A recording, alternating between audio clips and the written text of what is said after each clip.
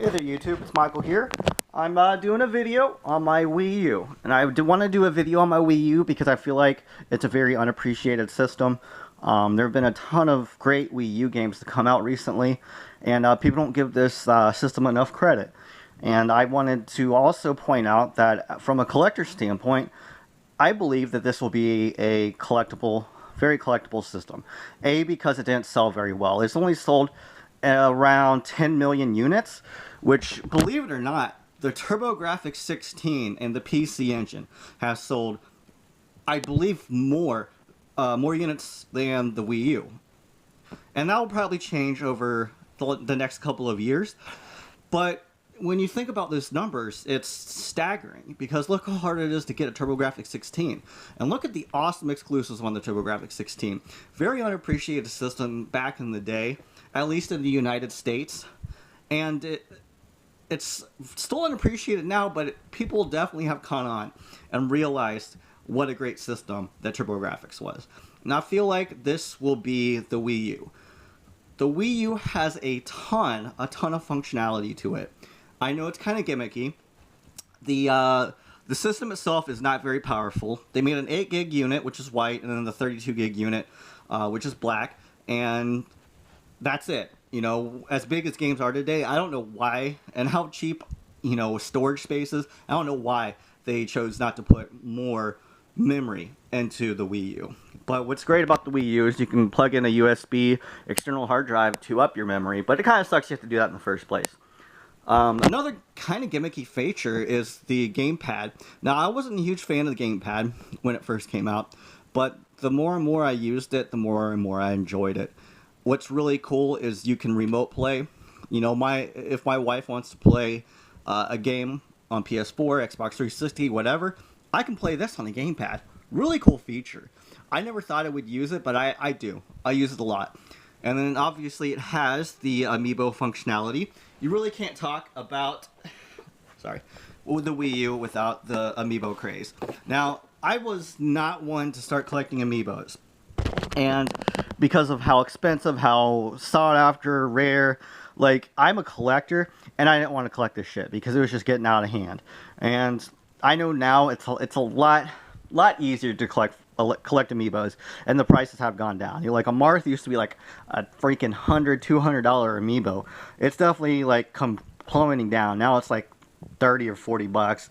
The only one that's up there is Gold Mario, but I thought I wanted to collect amiibos, but I'm really only collecting the amiibos that I really love the video games for. And there's a couple more I'd like to get, but amiibos aren't on the top of my list. But I've got 3, and like I said, you can't talk about the Wii U without talking about the amiibos. And I just wanted to touch on that. And the amiibos are really cool because you get extra functionality in your games when you use it. And I know the new 3DS has a functionality as well, but I think it adds a new layer to the gaming.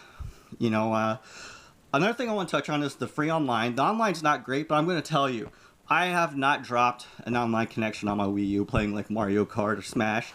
It's okay, and it's free, so I don't really complain. It could be better, but anyway, it's very unappreciated. And you know, people talk about the Xbox One, PS4 for exclusives. I tell you what, Wii U has the best exclusives. Nintendo first party stuff is amazing, well developed, very polished games. A lot of people might debate that they're rehashes, which they are, but they usually implement some innovation into them and stuff. But I'll get into some of these games, man, and these games are amazing. I'll go in alphabetical order. Obviously, the first one I want to point out is Bayonetta 2. And what was really cool about this game is that it came with the original Bayonetta, which they didn't have to do. And I love Platinum Games for that. I love Platinum Games in general. They make really well-developed action games, and this is not an exception at all. This is a stellar action game, very unappreciated. I think it only sold like 650,000 copies. So it wasn't, they wanted to sell 1 million, but I don't think they reached their 1 million point. But I wish this game would have done better, so maybe we could have gotten a Bayonetta 3. I'm kind of surprised Nintendo wanted to release this on their console. Very adult-themed, very sexual, and she's even got Nintendo-themed costumes. That's pretty cool. But Bayonetta 2, awesome, mature-rated game for Nintendo. You don't find many of those on the Wii U, or Nintendo in general. And I want to talk about Captain Toad Treasure Tracker. Now, this wasn't my favorite game for the Wii U, but it's definitely an interesting platform puzzle game. And I had more fun with this than I thought. It was on the cheaper end. It's $40 when it came out. It's still around $40. You know, all these Wii U games, they only go down like $5 after they come out, and they keep their value pretty well. Another great game was Donkey Kong Country Tropical Freeze. Now, if I'm not mistaken, it was the same developer that developed the Metroid Prime series that developed this game. Now, my opinion, they need to go back to the Metroid Prime first person and develop a new Metroid Prime for the Wii U or the Nintendo NX. Just real quick, what's really sad about the Wii U is that Nintendo is completely abandoning the Wii U, and that's a sad thing. It's only been out for 3 years, and there's already talks about the NX coming out next year. Now, if that happens, the Wii U will definitely be a collector's item. If you want to wait till this goes down, I would, but as soon as it hits $150, $100, I would jump all over this system. Get the black one because it doesn't show dirt and stuff that much. It's got the bigger memory space, and they even have a special Wind Waker Zelda edition game pack, which I think is pretty easy to find. I see them at GameStops and stuff. But anyway, get on to the games. You have this wonderful game called Hyrule Warriors. If you like the Dynasty Warriors series, it's developed by the same people, W-Force. I've always really enjoyed the Dynasty Warriors series, and they just added tighter gameplay, deeper gameplay and customization, and Nintendo or Zelda characters, which is really cool. Zelda's my favorite Nintendo franchise, so this is a really cool game. I just played Dragon Quest Heroes, which was developed by the same company, had kind of the same concept with Dragon Quest characters. Really stellar game as well. If you like hack and slashes, so if you're not much into that, but you like Nintendo characters, maybe just buy it and see if you like it and return it if you don't. So, but these are all really stellar games in my opinion. But anyway, then we have the Zelda Wind Waker HD. I picked this up obviously because Wind Waker's in my top 3 Zelda games of all time, and they actually did a really good job with this HD port. I know it didn't take much time, but it's a really good HD remaster of it. And if you didn't have the chance to play it or you want to revisit it, I know they added a couple of things to it. I would highly recommend this. And I do believe there's like a collector's edition for the US for this that came with, I believe, a Ganondorf statue. It's about $100 for that, so keep an eye out. I kind of want to get it, not going to lie, because there aren't many special editions for the Wii U, and I'm really concentrating on collecting the games that I want for Wii U now, because I think they'll be a lot harder to find down the road. Next game I'm going to talk about is obviously Mario Kart 8. The best Mario Kart, in my opinion, out of the series. They really added some. I mean, this game is completely polished. It's 60 frames per second, 1080p, I believe, and it runs so smooth. The online's great. If you like Mario Kart, this is in my opinion the best one. So, gotta have the Mario Kart. This next game came with the system. It's Nintendo Land. It's kind of a tech demo for it. It's not bad. I wouldn't call it a game, but it's a first-party Nintendo game. Came with the system. I just kept it because you don't get much for it. It's pretty cheap. This next game, I'm a huge fan of Pikmin. I really enjoyed the Pikmin games for the GameCube when they first came out. Very underappreciated series. It's definitely gained more popularity over the years. And what's neat about this game is the gamepad functionality, I think, is really good for it. Also, this is one of the rare Wii U games. A lot of people try to charge, $70, $80 for this game. I find it at GameStops every now and then. So if you travel to or if you live in a big city and you could travel to, 5, 10 GameStops, you'll eventually find this. And I do believe this will be one of the games that will become pretty expensive and rare down the road, just because it's pretty rare and expensive now as far as, current gen games go. So it's held its value. It's over, I think this came out beginning of the Wii U's life cycle, and it's still, it's still like $56 used at GameStop. So this next game was kind of a surprise hit for me. I haven't played a ton of it, but people freaking love Splatoon. It was kind of Nintendo's answer to I know it's third person, but first person shooters. They made it kid friendly. They actually had a pretty cool concept with it.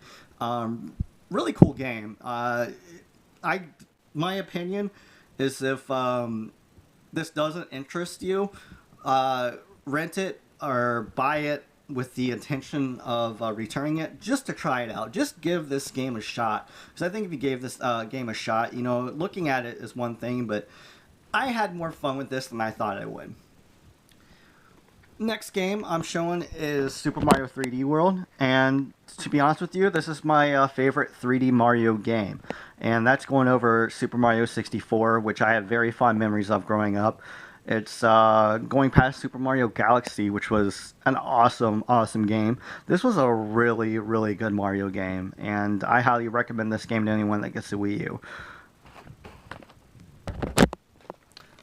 This next game I did not enjoy as much as Super Mario 3D World, but it's still a very, very good game.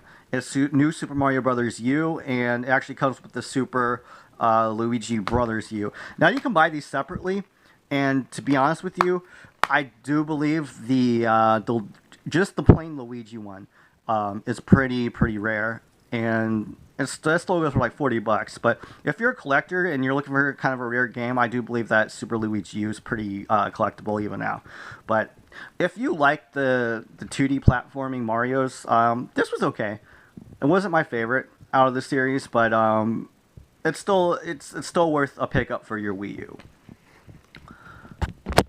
And then the next game I'm showing is called Super Smash Brothers for Wii U. And this one had the amiibo functionality with it. I know other games did too, but this was the main reason amiibos were made, I believe. And then they made the GameCube adapter, which I have a ton of GameCube controllers. I could not get the GameCube adapter when it first came out. That thing was going for $120. Ridiculous. It upsets me a lot that Nintendo does these low print runs on their amiibos, on their GameCube adapters. I know Wii U didn't sell that well, but holy crap, it doesn't cost that much more money for them to go to the manufacturing company and say, hey, we need another 100,000 of these things. It really isn't, because they already have the mold presses for them. All it would take is just a little extra funding, for the manpower and the materials and stuff. But they're more than going to make it up because of the demand for it. But anyway, this Super Smash Brothers, I enjoyed it. I'm not gonna lie, I enjoyed it, but I'm really upset that there wasn't like some sort of story campaign, because I had really enjoyed the Smash Brothers Melee and Smash Brothers Brawl campaign, and they didn't add one into it. And the menu's kind of confusing, but the gameplay is really good. The character roster's really good, really deep, and there's DLC for it with very cool third-party characters now, like Ryu and Cloud from Final Fantasy VII. Sorry, I got a brain fart there. I don't know why I couldn't think of that. And then this next game I'm showing, it's kind of a sleeper hit. It's called the Wonderful 101. Now, it's got a kind of a learning curve to it. You gotta understand the controls and some of the gamepad functionality. It's a little off, but you get used to it. And this is a really fun game. Man, who developed this game? It was Platinum. There it is. Platinum dealt this game, so it's a really cool action game. It's a kind of a comic hero type game, but you control a lot of characters, kind of like in the same vein as Pikmin. But really cool game, man. It's only like $20, so if you pick up a Wii U, I highly recommend this game. It's kind of a second party, I call it, because it's still licensed by Nintendo, but a third party developer developed it. So, but that's the regular Wii U games that I have. I have 13 regular Wii U games, and There's a glaring missing game, obviously, that I don't own, and I've just been too cheap to pick it up, and that's Super Mario Maker. Super Mario Maker might be the best Mario game ever made, and I really need to pick it up. I've been looking for it used. I know I'm a cheap bastard. I need to pick it up. I'm looking it up for used with the extra box and the it's like a guide to it, but I'm looking for that. But I just need to break down and buy it new. And then obviously there's Kirby and the Rainbow Curse, which I'm kind of on the fence about. There's a couple more like Monster Hunter 3 Ultimate. There might be a couple more I'm missing too, but there aren't many Wii U games that I really want that are like Wii U exclusive and are awesome Wii U games. But alright, I'll just keep that here. And then obviously, if you saw my earlier video, I did the Xenoblade Chronicles X Special Edition unboxing. I'm doing my special editions now.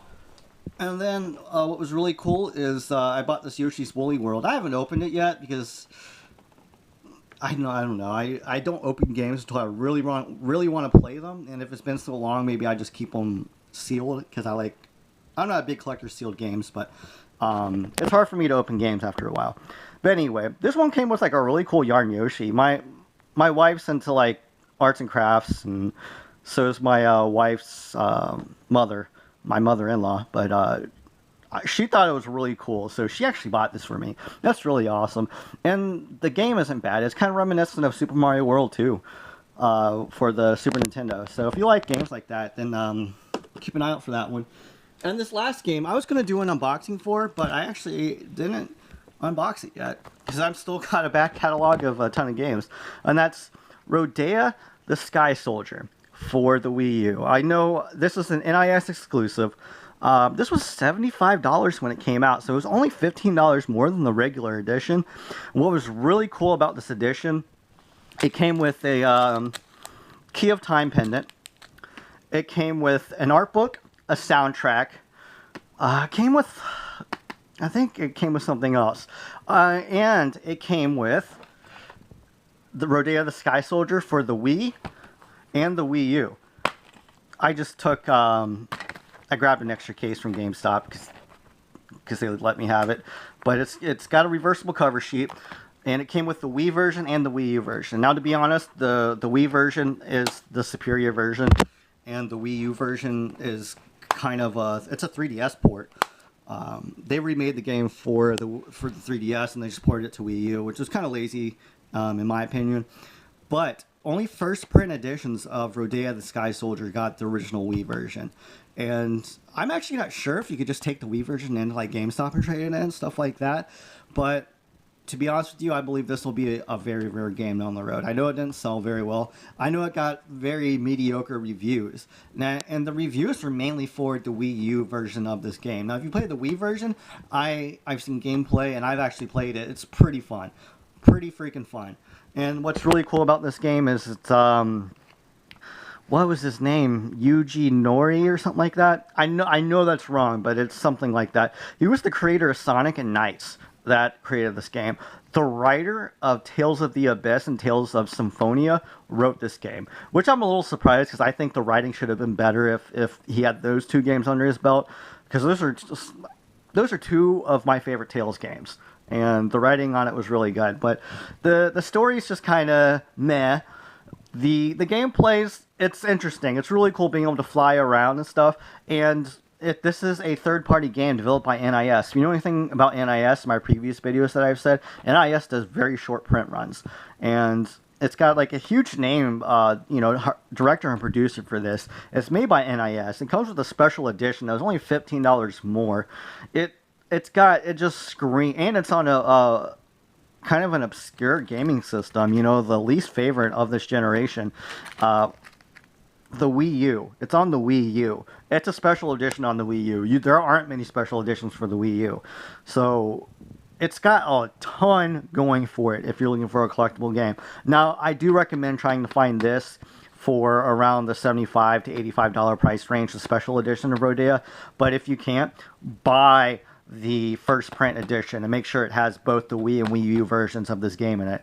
This game, will be expensive, in my opinion, down the road.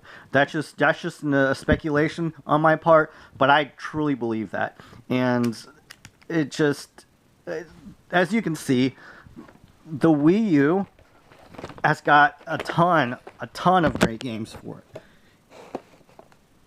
Hold on, stick with me here. It's got a ton of great games for it. And you know what's even cooler? All these games are exclusives for the Wii U. All of them. Can't play it anywhere else but the Wii U.